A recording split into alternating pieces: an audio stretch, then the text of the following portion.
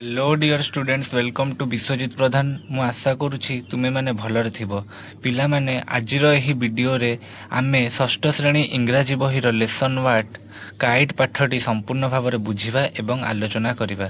Video start करिबा पूर्व जदि चैनल सब्सक्राइब करिना तेबे चैनल को सब्सक्राइब करि दियो। Have you ever phloem kites तुमे केबे गुडी उड़ेइछ कि? Have you ever observed kites when they fly and they lie on the ground? तुमे केबे गुड़ी को निरीक्षण करिछ कि जेतेबेले सेमाने उडुछंती एवं भूमि ऊपर पड़िकी रहुछंती? Do kites look different when in the air? जेतेबेले Gudi आकाश रे उडुथाए सेतेबेले से अलगा देखा जाउछि कि?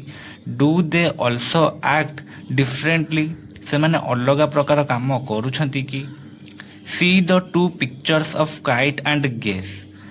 एही दुईटी छवि को देख एवं अनुमान कर।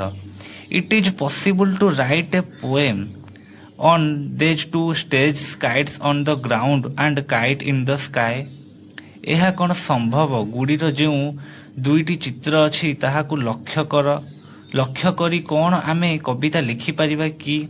Let's read this poem and see. ଚାଲ ଏହି କବିତାକୁ ପଢ଼ିବା ଏବଂ ଦେଖିବା।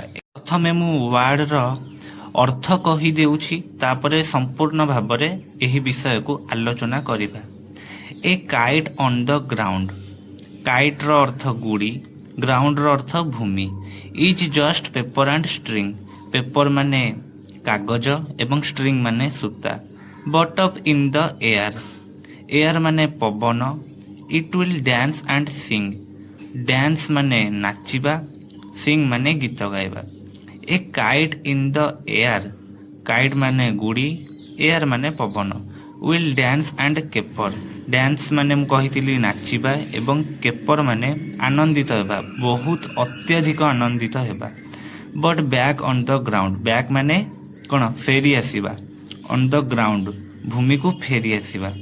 Is just string and paper. String ମାନେ ମୁଁ କହିଥିଲି ସୂତା, ପେପର ମାନେ କାଗଜ। ଏବେ a kite on the ground. ଯେତେବେଳେ ଭୂମି ଉପରେ ଗୁଡ଼ିଟି ରହିଥାଏ, is just paper and string ସେ କାଗଜ ଏବଂ ସୂତା ହୋଇଥାଏ। But off in the air. ଯେତେବେଳେ ସେ ପବନରେ ଉଡ଼ିଥାଏ, it will dance and sing ସେ ନାଚିଥାଏ ଏବଂ ଗୀତ ଗାଇଥାଏ।